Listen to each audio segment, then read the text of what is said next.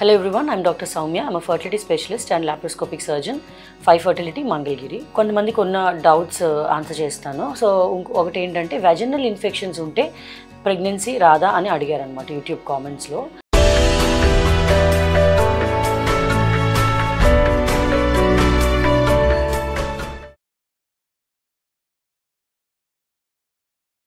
So vaginal infection ఉంటే డెఫినెట్గా pregnancy వచ్చే ఛాన్సెస్ తగ్గుతాయండి. ఎందుకంటే ఇన్ఫెక్షన్ అనేది బ్యాక్టీరియల్ వెజనోసిస్ అవ్వచ్చు లేదా ఫంగల్ ఇన్ఫెక్షన్ అవ్వచ్చు అనమాట.